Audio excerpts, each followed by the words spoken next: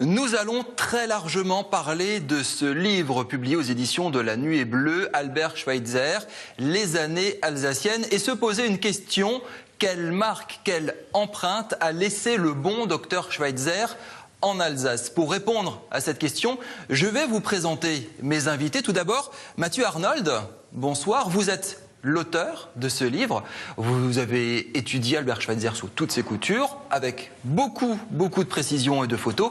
On va en parler. À côté de vous, je vous présente Jenny Litzenmal. Bonjour. Bonjour. Vous représentez la maison Schweitzer de Günzbach. C'est un peu une sorte de musée, c'est ça, à la mémoire d'Albert Schweitzer. On va y revenir dans un instant et se poser la question sur ses empreintes. Et il y a une troisième invitée que je suis très content d'accueillir ce soir, c'est Charlotte Erfray. Bonsoir Charlotte. Bonsoir. Alors Charlotte, vous avez connu Albert Schweitzer, on va en parler un petit peu, mais surtout vous êtes là pour la Journée internationale du droit des femmes. Je vous disais, on va présenter des militantes. Ah ben, Charlotte était une militante, elle va nous raconter dans un instant qu'elle militait, par exemple, durant la guerre d'Algérie. On va revenir sur ce parcours-là, sur ce parcours atypique. Vous organisez, vous présentez, vous participez à une conférence demain à la librairie Kléber. Nous y reviendrons. En autre militant avec nous, c'est Mathieu Chanvillard. Salut Tanguy. Salut, comment allez-vous? Mais ça va très bien, toujours le vendredi. Et Albert Schweitzer, Les années alsaciennes, vous l'avez lu, vous l'avez un petit peu potassé et ça vous a inspiré. C'est vous qui introduisez le débat. Ça m'a inspiré, mais avant toute chose, vous savez, en télé, on est des gens extrêmement narcissiques, on aime beaucoup parler de nous. Rendez-moi grâce, Tanguy, aujourd'hui, là, devant tout le monde, c'est moi qui vous ai soufflé cette idée de faire un plateau sur Albert Schweitzer. Vrai? C'est tout à fait vrai. C'est tout à fait vrai. C'est tout à fait Effectivement, mais oui, je m'étais dit, avec le 100e anniversaire là, de son départ pour l'Afrique, la sortie du livre, il y avait vraiment une accroche, une actualité, et puis c'est un nom vraiment très connu dans la région, donc pas de problème, ça allait le faire. Et puis en début de semaine, Tanguy vient me voir, ouais, ok, c'est calé, parfait, vendredi, on parle d'Albert Schweitzer. Et là, je me suis retrouvé un peu comme un con, pardon. Mais c'est vrai que moi qui pensais avoir mon petit niveau en culture générale, me débrouiller ici ou là tous les vendredis, non, je me suis rendu compte que, bah oui, au moment de préparer cette chronique, que je connaissais vraiment pas grand-chose en fait d'Albert Schweitzer. Alors si, j'avais des bases, hein. Pardon, le lycée Albert Schweitzer à Mulhouse, je voyais très bien où c'était. À Neudorf, à Strasbourg, il y a la place Albert Schweitzer, ok, je maîtrise. À Colmar, je passe très souvent devant l'hôpital Albert Schweitzer, toujours bon. Et puis même à Bruxelles, hein, la station de la ligne 19 du tram Albert Schweitzer. Tout ça, je voyais parfaitement, mais par contre, c'est vrai, sur le personnage lui-même, non, pas grand-chose. Alors si, oui, 2-3 trucs quand même. Né à Kaysersberg, ça j'avais vu, théologien, médecin, l'hôpital et le départ en Afrique, prix Nobel de la paix. Enfin bon, vous voyez à peine de quoi faire 3 lignes, c'est tout juste ce que j'avais dû en lire dans une rue à son nom quelque part, vous savez, sur la petite plaque bleue. Enfin, effectivement, pas grand-chose. Et puis en fait, à la réflexion, un petit peu pareil hein, sur plein d'autres noms, René Cassin, Robert Schumann, Victor Schœlcher. Ouais, on est un petit peu léger là-dessus. C'est vrai que c'est un peu le drame des jeunes de ma génération, enfin des jeunes, c'est le drame des gens de ma génération, on va dire plutôt. C'est un petit peu difficile. Non, c'est vrai que pour nous, c'est vrai que les gens qui ont disparu 10 ans avant notre naissance, à moins qu'ils aient libéré la France ou gagné la Coupe du Monde de football, non, on ne connaît plus. Alors, enfin, si, on connaît de nom, hein, grâce aux plaques dans les rues, justement, aux places ou à la station de la ligne de tram de Bruxelles. Mais ouais, c'est vrai que c'est un peu léger, puis ça va pas s'arranger, hein, parce que quand vous voyez les noms des rues maintenant, dans les villages, dans les lotissements, on baptise ça par lot. Alors, rue de Bretagne, de Picardie et de Normandie d'un côté du village, et puis dans l'autre lotissement de l'autre côté, rue des Roses, rue des Jonquilles, rue des Primes Verts. C'est joli aussi, mais ça va pas se chercher bien loin. Et puis pour la culture générale, effectivement, c'est mal barré. Mais on s'égare un petit peu. Alors, Tanguy, je laisserai le soin à vos invités quand même de nous parler d'Albert Schweitzer. Ils le feront évidemment beaucoup mieux que moi. Mais pour casser un peu cette image un peu vieillotte des personnages comme ça qu'on ne connaît ou qu'on ne croit connaître que par les noms de rues, les statues dans le meilleur des cas, il faut le dire, non, parler d'Albert Schweitzer, ça fait pas vieux. Et non, c'est pas du tout un personnage ringard. Vous allez le découvrir dans quelques instants.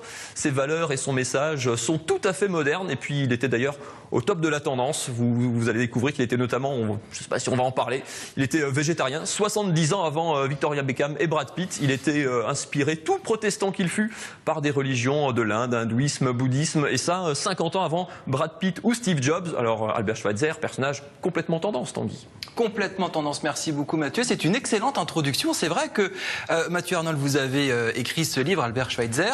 On connaît tous Albert Schweitzer, on croit le connaître, comme il vient de le dire. Est-ce que effectivement c'est un homme moderne ? Je crois que c'est un homme moderne par bien des côtés. En même temps, c'est un homme de son temps, né dans le Reichsland, qui a vécu à l'époque où les premiers vélos apparaissaient en Alsace, qui a vécu à l'époque où les dirigeables passaient au-dessus de Strasbourg.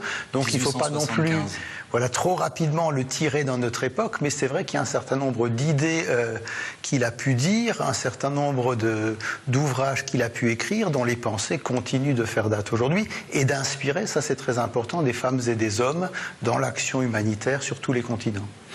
Jenny, c'est ce qu'on retient de lui quand on disait quelle empreinte a laissé Albert Schweitzer aujourd'hui, c'est essentiellement cette action humanitaire. L'action humanitaire, oui, il continue d'inspirer beaucoup de personnes, y compris des jeunes. Il a inspiré Médecins sans frontières, il a inspiré, je pense, à Willy Randin, qui a créé une ONG, Nouvelle Planète, et qui continue à faire des chantiers avec des jeunes. Oui, il inspire encore beaucoup de gens, et nous, au musée, on essaye de... À la maison de Günzbach. À la maison de Günzbach, oui.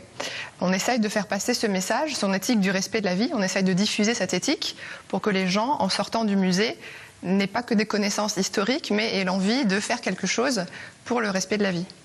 Charlotte Erfray, vous êtes psychanalyste, on va parler de vous dans un instant sur une autre action. Vous avez connu Albert Schweitzer. Aujourd'hui, qu'est-ce qu'il pourrait dire? Qu'est-ce qu'il pourrait revendiquer? Est-ce que c'était en militant dans l'âme? Écoutez, moi je ne sais pas, moi ce qu'il pourrait penser ni dire. Ce que je peux dire par contre, c'est que nous sommes allés le voir, un certain nombre de femmes de Mulhouse, à l'époque, de tout milieu, oui, par rapport à la bombe atomique, etc. Et qu'il nous a reçus et qu'on a pris le thé chez lui. Et mon mari, mon premier mari, Robert Mousset, qui travaillait donc lui en Afrique, est allé voir Schweitzer plusieurs fois et Schweitzer lui demandait chaque fois « Comment elle va votre femme ?» Alors il disait « Elle va bien, elle n'est pas en prison ?» Alors mon mari disait « Non. » Ah ben c'est qu'elle n'a pas assez milité. C'est vrai, et ça vous est resté? Ah, ça m'est resté parce que j'ai trouvé que c'était joli, c'était en même temps plein d'humour. Et c'était lourd de tout un tas de choses que font ceux, comme lui, qui s'engagent et qui ne se prennent pas au sérieux. C'était ça, l'engagement et le militantisme, c'est ce qui pourrait résumer Albert Schweitzer, alors qu'il était pasteur quand même au départ? Charlotte Erfray a raison de souligner qu'il y a à la fois une joie certaine chez Albert Schweitzer, un vrai humour alsacien, et en même temps quelqu'un qui ne se prenait pas au sérieux. Lorsqu'il était en Afrique, un jour il a participé à une discussion avec des catéchètes. Et puis brusquement, il y a un catéchète local, africain, qui a dit au pasteur « Écoutez, cet homme-là, il n'a pas à prendre la parole, c'est un laïc, ce n'est pas un pasteur comme nous », alors que Schweitzer avait 3 doctorats, et Schweitzer alors n'a pas pris la parole. Presque 3 générations autour de la table. Je me demandais du coup, pour rebondir un peu sur la réflexion que je m'étais faite pour commencer cette chronique, effectivement, tout le monde, on a l'impression que tout le monde connaît Albert Schweitzer. Quels sont les retours que vous avez, peut-être avec vos différentes générations, mais sur, oui, les gens croient connaître, connaissent vraiment? Est-ce que c'est un nom vraiment ancré, ou c'est des approches, notamment, ouais, effectivement, au musée? C'est vrai qu'au musée à Günzbach, on a toutes les générations, des classes de primaire au voyage de groupes de retraités. Je dirais pas que les plus âgés connaissent le nom, mais en sortant du musée, ils avouent quand même qu'ils ont appris énormément de choses. Les jeunes, quand ils arrivent, évidemment, ils connaissent pas. Oui, parce qu'ils sont traînés de force par leur prof d'histoire. Voilà. Alors, il y a des professeurs qui les ont très bien préparés, d'autres pas du tout. Ils les font découvrir en venant au musée. Alors là, c'est Albert Schweitzer, même le nom ne leur dit rien. Mais en revanche, au bout d'1 heure de visite, on voit qu'ils comprennent très vite que c'était un homme important, qu'il a fait quelque chose d'extraordinaire. Et quand ils ressortent, ils sont presque émus d'avoir été dans la maison d'Albert Schweitzer, alors qu'1 heure auparavant, ils ne savaient pas qui il était. Prix Nobel de la paix en 52, aujourd'hui, qu'est-ce qui reste de lui dans cette maison? Il y a encore une âme, quelque chose, des idées, quelque chose qui vous vient en tête? À l'âme, tout à fait, c'est ce que disent la plupart de nos visiteurs. On a l'impression qu'il vient de sortir. Et effectivement, on a laissé le musée presque tel qu'il l'a quitté en 1959, puisque c'est la dernière fois qu'il était en Europe. Donc il y a son manteau, il y a sa chaise, son piano, son lit, son bureau, et à travers tous ces petits objets qui racontent à chaque fois des anecdotes, on essaye de les raccrocher à une période de sa vie, à une partie de sa philosophie. On se dit, un pasteur d'il y a 100 ans, très ancré dans la théologie protestante, être aussi influencé par des religions extérieures. Aujourd'hui, ça passe peut-être en 2013 effectivement un peu mieux. Ça paraît, enfin, de mon point de vue, presque iconoclaste à l'époque. Ça, c'est moderne. Ça, c'est une forme de modernité, en tout cas quelque chose qui le différencie pour son époque. Alors c'est vrai que Schweitzer n'a pas vécu comme à notre époque, je dirais une époque de pluralisme religieux affirmé jusqu'en Europe occidentale. D'ailleurs, quand il est parti en Afrique, il voulait aussi partir en tant que missionnaire et il ne savait pas exactement quelle était l'influence de l'islam dans le Congo. À certains égards, il pensait même qu'il faudrait contrer cette influence. Mais c'est vrai qu'il a été sensible, sans renier jamais ses racines chrétiennes. Et pour lui, Jésus, c'était vraiment le modèle. Mais il a été sensible aux apports des autres religions. Il trouvait notamment que le judéo-christianisme avait été bien trop timide pour ce qui est du respect de la vie animale et qu'on avait souvent simplement appliquer les préceptes selon lesquels il fallait croître, se multiplier et asservir la terre, ce qui est bien sûr pas une bonne interprétation du récit de la Genèse. Charlotte, est-ce que c'était quelque chose qui à l'époque aussi vous touchait, ça, cet esprit oriental, un peu comme Albert Schweitzer? Ça m'a toujours touché les gens qui sont assez curieux pour sortir des discours qu'on leur a enseignés et qui vont voir ce qu'on dit ailleurs. Alors que ce soit chez Schweitzer ou chez d'autres personnes, c'est quelque chose qui m'a toujours touché parce que ça témoigne d'une ouverture au monde et pas du tout de l'idée qu'on pourrait être parmi les meilleurs. Journée internationale du droit des femmes, on va parler des femmes. Il y avait des femmes derrière Albert Schweitzer. Une, est-ce que vous la connaissiez? Écoutez, il a toujours beaucoup aimé les femmes. Hein. Ah, c'est vrai. Oui. C'est une petite info, ça. Oui, non, mais écoutez, c'est quand même important, un homme qui non seulement est intelligent, mais qui aime les femmes. Racontez-nous. Non, je n'ai pas plus à en dire. Ça, c'est parce qu'on connaissait un peu sa façon de vivre. Mais en fin de compte, il était vivant. Il était vivant. Et c'est ça qui est important.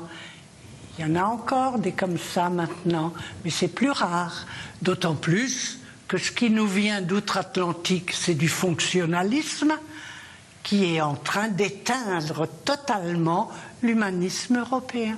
Donc un petit peu Albert Schweitzer, typiquement humaniste européen. Je pense qu'il est assez représentatif de ce personnage, un humaniste européen. Il aimait les femmes? Il aimait surtout Hélène Breslau? Jenny? Oui. On ne sait pas. On ne sait pas. Jenny va nous le dire. C'est vrai, quand on dit il aimait les femmes, c'est pas forcément ce qu'on croit. Il était entouré de beaucoup de femmes. Et c'est vrai que les femmes ont été des piliers dans son existence. D'abord sa tante Mathilde, qui était une de ses confidentes, qui est décédée. Et comme il le dit dans ses lettres, Hélène Breslau, sa future femme, l'a plus ou moins remplacée. Et c'est Hélène qui est devenue sa confidente. Donc c'est vrai que ses confidentes ont toujours été des femmes. À Lambaréné, il était entouré de beaucoup de collaboratrices, les infirmières. À Günzbach, c'est une femme qui tenait la maison quand Schweitzer était en Afrique. Sa mère aussi était quelqu'un d'important. Oui, Et donc Hélène Breslau, on ne sait pas si c'est sa femme, une histoire d'amitié, d'amour. Il a entretenu une très très longue correspondance avec elle. Hein. Oui, il a écrit, les plus de 600 lettres ont été publiées, et c'est une correspondance tout à fait superbe. Un volume s'appelle, je crois, L'amitié dans l'amour, et l'autre L'amour dans l'amitié. C'est vrai qu'on a du mal à distinguer les deux choses. Alors on n'a aujourd'hui qu'une seule conception. Ça fait rire, Charlotte. Ça me fait sourire, Ah oui. ça ne me fait pas rire, ça me fait sourire. Parce qu'effectivement, on ne peut pas toucher du doigt, quand vous racontez ça, cette tendresse dont il était habité. Allez-y, Mathieu. Ce sont vraiment des lettres superbes, très émouvantes. Je crois qu'Hélène était sa seule confidente dans les années où tout le monde se demandait ce qu'il allait faire, pourquoi il allait partir en Afrique, pourquoi il allait abandonner une carrière qui s'annonçait prometteuse. Et puis, ce qu'on oublie trop souvent, c'est qu'en retour, Albert Schweitzer a stimuler, favoriser les projets d'Hélène, qui a été une des premières femmes à être nommée inspectrice des orphelinats de Strasbourg. Et bien souvent, elle est passée par des moments de doute, et Schweitzer l'a soutenue. Alors, vous parliez de journée des femmes. Il y a une lettre formidable de Schweitzer à Hélène Breslau. On n'a pas malheureusement la lettre d'Hélène, mais elle lui a visiblement elle lui a demandé la permission de signer une pétition. Et Schweitzer répond avec humour et dit « On est toujours libre, sous-entendu toi Hélène, de signer des pétitions, surtout quand il s'agit du droit des femmes. » Vous voyez un petit peu la chose piquante. Elle demande à son futur époux la permission de signer une pétition pour les droits des femmes. C'est caractéristique de l'époque. Et Schweitzer répond « De toute façon, tu es toujours libre, et surtout pour ces sujets-là. » Et d'ailleurs, Schweitzer a donné la place qui lui revenait, puisqu'elle a fondé avec lui l'hôpital, qui au départ, en 1913, s'appelait l'hôpital Albert Schweitzer Breslau. Un autre livre que je vous recommande, c'est La guerre d'Algérie en Alsace de Yves Frey. Charlotte, demain, vous participez à une lecture, à une conférence à la librairie Kléber sur cette guerre d'Algérie en Alsace. On est à la fin des années 50, début des années 60, et on apprend, Charlotte, entre autres, que vous avez participé d'une certaine manière à cette guerre d'Algérie. Vous avez milité, vous avez soutenu le FLN, le Front Je National de cachais Libération. leur fric, je cachais leur argent. Une fois même, j'ai porté tout un sac de sport où il y avait des bananes dessus et des sommes phénoménales en dessous. Il venait d'où cet argent? Vous le récoltiez? Il venait de l'argent qu'ils ramassaient chez tous les Algériens de France, et la Wilaya 4, qui était commandée par Ali Goumgar, plus ou moins, enfin bon, eh bien, cette Wilaya ramassait de l'argent chez tous les travailleurs algériens qui, de cette manière-là, avaient de l'argent pour payer leurs révolutionnaires. Oui, vous avez soutenu l'Algérie contre la France. Ben oui, écoutez, dans la guerre d'Algérie, en fait, De Gaulle, après, il a bien compris. Mais pourquoi à ce moment-là, vous avez dit « je vais soutenir l'Algérie contre la France » Pour des raisons de justice. De justice? De justice, Expliquez-moi. Oui. Oh ben vous savez, c'est quand même un pays qui était très exploité par les Français. Il y avait quand même beaucoup d'injustices, justement. Et nous avions des amis algériens qui nous racontaient ce qui se passait. On avait de l'amitié pour eux, on leur a donné un coup de main. Vous vous sentiez un petit peu résistante dans l'âme? Je ne sais rien, je ne me suis pas tellement posé la question. Je vous la pose. Moi, j'étais pas résistante. J'étais militante, c'est pas pareil. Mathieu, une question pour Charlotte? Non, ça m'impressionne beaucoup, c'est vrai que c'est pareil, c'est un peu comme avec Albert Schweitzer, il y a des moments de l'histoire comme ça où des gens prennent un peu le contre-pied de leur époque ou des courants. Voilà. C'est quelque chose qu'on voit de moins en moins peut-être aujourd'hui, lorsque les grandes causes font peut-être un peu moins rêver, mais c'est vrai que oui, j'ai toujours une sensibilité particulière pour ça, aller un petit peu, pas contre-courant, mais s'engager dans une cause comme ça. S'engager dans quelque chose qui paraît éthiquement juste. Et ça, aujourd'hui, vous avez encore cette conviction d'avoir bien agi, que éthiquement, c'est ce qu'il fallait faire. Ce que j'ai fait, je trouve que c'était à faire. Est-ce qu'il y avait ces questions-là chez Albert Schweitzer de faire éthiquement juste, de se battre pour, on le disait tout à l'heure, pour les peuples, pour la préservation des peuples? Est-ce qu'il y avait ce style de motivation? Alors on parle de militante pour Charlotte, pas forcément pour Schweitzer, mais est-ce qu'il y avait quand même cet ancrage de dire ce que je fais est juste? Ah oui, totalement. L'éthique, c'était presque son obsession, que la civilisation devienne éthique. D'ailleurs, il a pris son engagement à l'âge de 21 ans déjà. Il s'était dit, à l'âge de 21 ans, je me consacrerai à l'art et à la science jusqu'à mes 30 ans, et après mes 30 ans, je donnerai ma vie aux autres. Mathieu, on va terminer avec vous. On peut répondre à cette question rapidement. Quelle empreinte il a laissée aujourd'hui dans la région à ces gens qui regardent la télé et qui doivent se dire « oui, c'est vrai, j'habite dans la rue Albert Schweitzer, je sais vaguement qu'il a eu un prix Nobel, peut-être de la paix ou peut-être de Masterchef, on n'en sait pas vraiment bien quelque chose ». Très volontiers, j'aimerais juste rebondir sur ce qui a été dit. Je crois que Schweitzer était très attentif et très sensible à l'injustice. C'était quelque chose qu'il ne supportait pas. Comme Charlotte, apparemment. Mais il y avait, à mon avis, une limite dans son éthique. Alors, je n'ai pas trouvé de lettre de Schweitzer sur la période que vous avez vécue, sur la guerre d'Algérie. Mais je crois que Schweitzer aurait été très réticent à tout ce qui pouvait provoquer une violence contre les civils. Ça, c'était quelque chose qui vraiment n'allait pas dans le sens de son éthique. Donc, il y a une sorte de tension, me semble-t-il, entre ces deux livres, si on veut. Et l'injustice, oui, Schweitzer réagit de manière très forte, mais d'un autre côté, attenter à la vie d'autrui, ça, c'est vraiment une limite pour lui. Vous aviez l'impression d'attenter à la vie d'autrui en soutenant le FLN? Mais pas du tout. Mais pas du tout. J'ai tué personne.